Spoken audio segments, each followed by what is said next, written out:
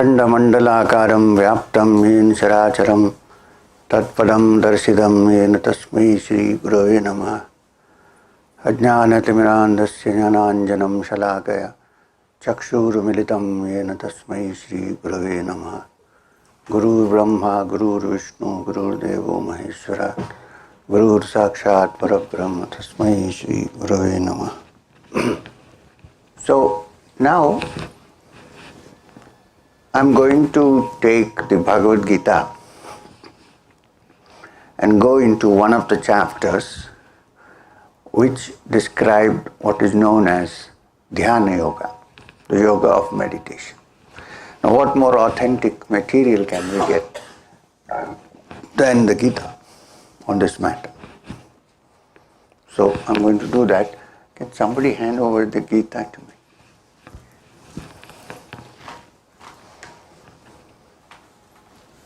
Thank you. Now, before we go into this, I'm sure most of you must have read the Gita or heard the Gita or listened to the Gita and so on. However, I need to make a small introduction about the Gita, even though you may know about it. One is that it comes from the Mahabharata, from one section of the Mahabharata, which is known as the Bhishma Parva. And all the great acharyas, starting from Adi Shankara onwards, maybe before that, but we have no evidence at the moment, have written commentaries on it, which means it's such an important text. Apart from that,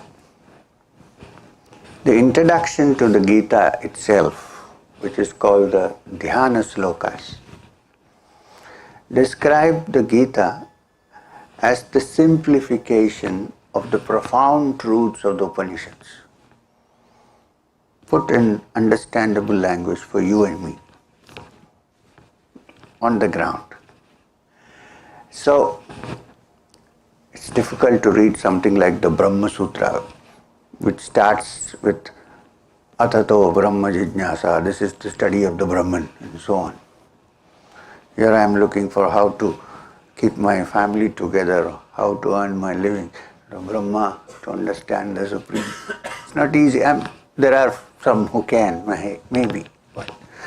So the Gita in the Dhyana Shloka describes, in the Dhyana Shloka of the Gita, the description is that the profound truths of the Upanishads have been brought in such simple language as a dialogue between Krishna and Arjuna by Vedavyas. Let's not get into the historical aspects of it, as it appears to us. So, the Dhyana Shloka in beautiful language describes this by saying, Sarvo Upanishato Gau, if all the Upanishads are cows, or suppose if all the Upanishads were considered to be cows, Dugdha Gopala Nandana, and if Krishna is considered to be the one who milks the cows,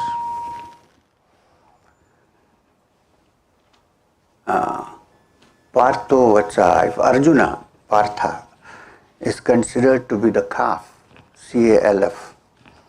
You know, when the calf hits its head on the udder of the cow, then the milk flows copiously. So Arjuna keeps butting throughout the Gita. You said this, but I can't understand this. Please explain again, and so on. Sudhir Bhokta, what wise men enjoy.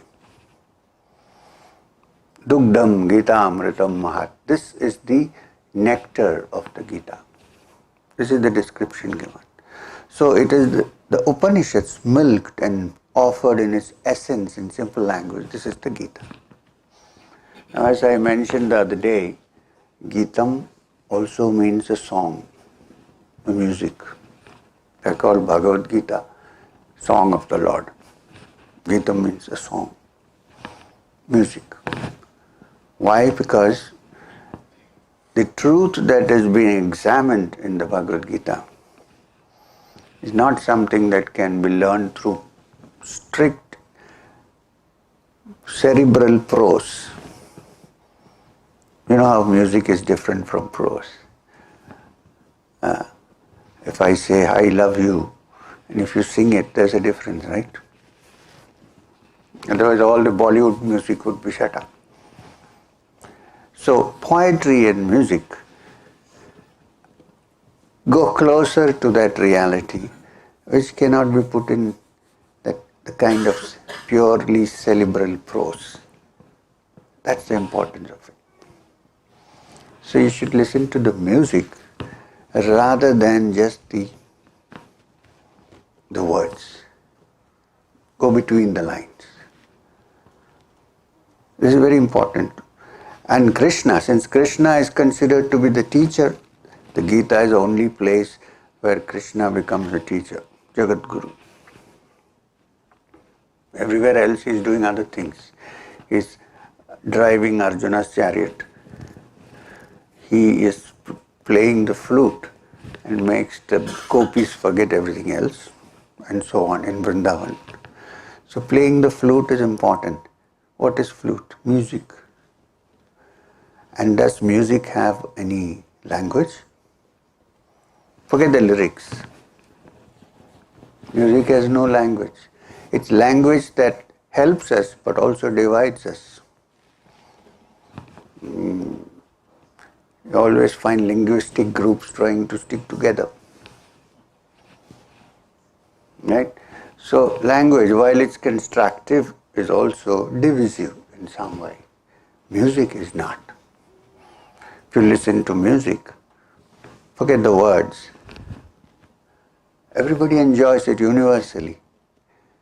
There's no meaning to be read into it, no need of an intellectual discussion.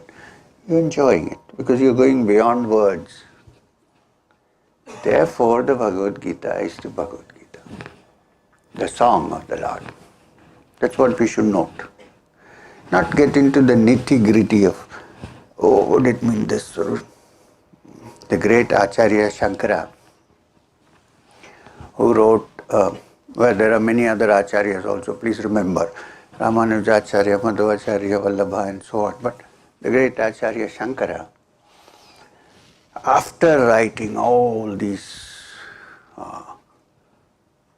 commentaries on the Upanishads, Vedas, Bhagavad Gita, Brahma Sutras, commentaries, Brahma Sutras, and such philosophical texts like the Viveka Chudamani, Trigdrishya Viveka, so many others.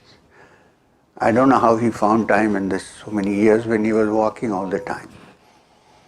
30 years is gone. Anyway, said something very interesting. He says all that is true, but no amount of intellectual hair splitting is going to take you there. If Shankara can say that, what can we do? Therefore, he also sang, Bhaja Govindam, Govindam Bhaja Modamate. Sing the name of Govinda, you fool. Samprapte sannihite kale. Your time is approaching. It approaches for everybody, right? Nobody knows when one is going to die. I'm not saying you should keep on chanting, I'm going to die. No, it's not that. I'm very happy living. What I mean is it's a fact that death can approach at any time. So he says, don't now sit down. Nahi rakshati dukra na karne. Don't sit down and waste your time with intellectual hair-splitting arguments. Sing the name of Govinda. Which means what? Listen to the music. So I want to look at what the Gita says about meditation. So there is a chapter which is called Dhyana Yoga. I forgot to bring my glasses. Yogis need glasses to read. What's your power? Reading glasses? I have 2 + 2.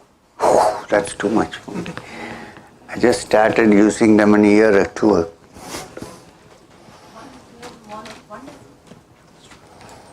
Seems like a lady's glasses.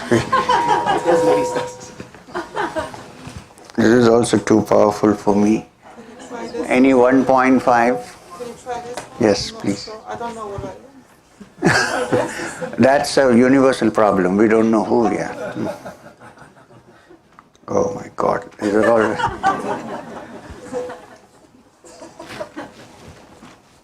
Sorry about this. I have many glasses now. I can sell them. Thank you very much. Thank you. Thank you. Thank you. Very kind of you. So, there is the chapter 6, which is called Communion Through Meditation, Dhyana Yoga. You must remember that chapter 1 is called Arjuna Vishada Yoga. There are 18 chapters in the Gita. Chapter 1 is Arjuna Vishada Yoga. That's where we stand normally, which means the yoga of Arjuna's confusion, the yoga of Arjuna's insecurity, the yoga of Arjuna's uncertainty, the yoga of Arjuna's grief. We all stand there. That's the beginning point. Without that, we wouldn't even be looking for an answer, right? Unless we are insecure, we are confused, we are in trouble, that's when we, it's in grief and sorrow that man begins to think. Man meaning human being, begins to think about deeper things. The Granth Sahib, the Sikh holy book says, Dukh mein sumiran sab kare, sukh mein kare na koi. In sorrow that one begins to chant the name of the Lord and call upon Him. In happiness, who bothers? Who cares? You might light a candle and go on, but there is, oh God, what have you done to me? So, this, we all stand there at the portals of the Bhagavad Gita, as Arjuna did, not knowing what to do. And from there it goes on to Sankhya Yoga, to Karma Yoga, and so on, different chapters. And we come to the 6th chapter called Dhyana Yoga, Yoga of Meditation. Now, if you think that the Yoga of Meditation discusses only how to sit and close your eyes and breathe in and out, you're mistaken. That's why I wanted you to do this. Because you need to know why we are doing it. What is the meaning of this? If without changing our lifestyles, if you could just breathe in and out and reach God, it must be a terrible God.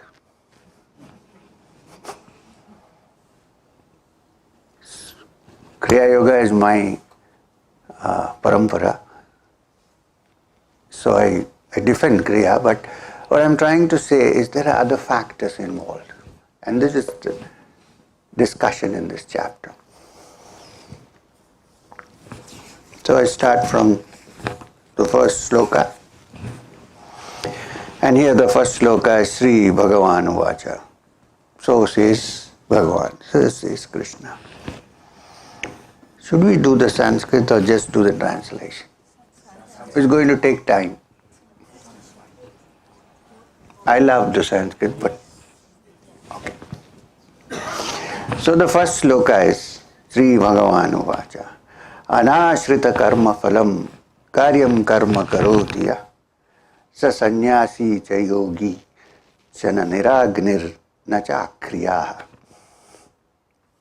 Krishna is trying to define to Arjuna what is the correct definition of a sannyasi or a renouncer.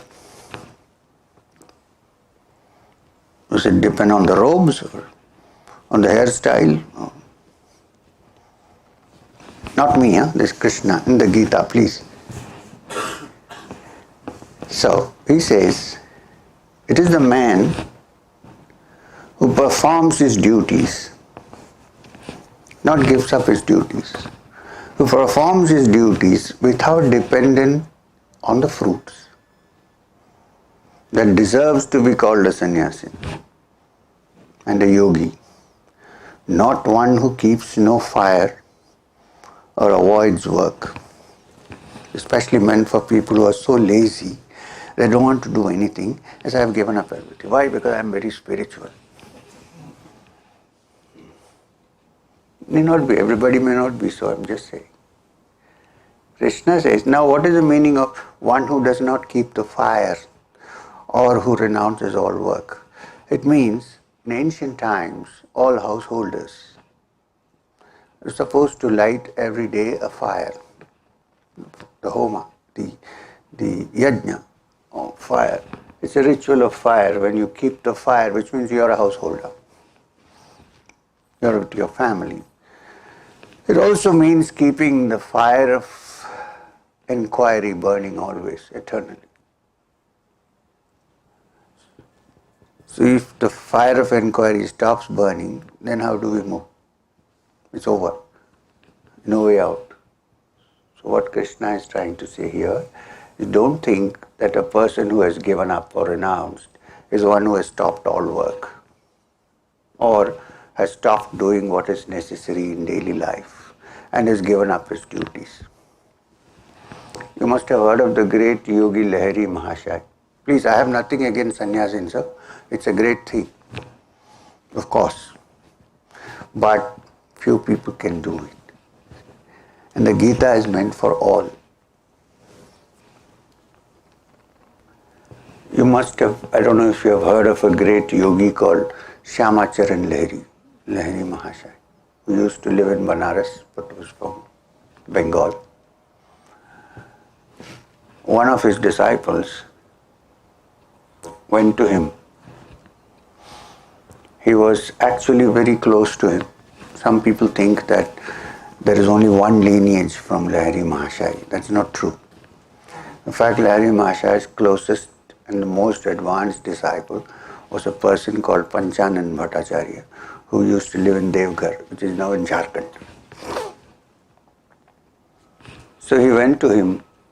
One day, he suddenly decided that he would renounce everything and wear the saffron robe. And after that, he went to see Lahiri Mahashaya. He had 6 children and a big estate in Devghar. Lahiri Mahashaya told him, listen, you say you have taken sannyas. How many children do you have? 6. Who is going to take care of me? Am I going to take care of your kids and your wife? And the good things you were doing with the money that came from the estates, are you sure the guy who takes over is going to use it? He said, but I came for the advanced Kriya technique. Because now I have taken sannyas. He said, yeah, I will give you the advanced Kriya technique. Go to the Ganga and throw away these things, wear white and come back. Very people know this story. Because he was so fond of his guru, he came back, of course, wearing white. He said, okay, now you take the next advanced Kriya. So, what the Gita is trying to say in the first Shloka of Dhyana Yoga, you will wonder what it's got to do with meditation. Your lifestyle plays a big part if you are able to meditate. The whole day, 12 hours a day, our mind is distracted. We are doing this, we are doing that. And then for half an hour in meditation, we expect our mind to remain silent. Is this going to work? Whatever technique you use. Not possible. So your life has to be systematized. You should know what to do, what not to do. Follow the yama niyamas. Not give up everything. You can't actually. Even when you are sleeping, your body is working. You may not work. Digestion is going on, everything is going on, and your subconscious mind is constantly working, which is why you dream. Nothing is stopped. And like I said yesterday, very often laziness is mistaken for spiritual tranquility.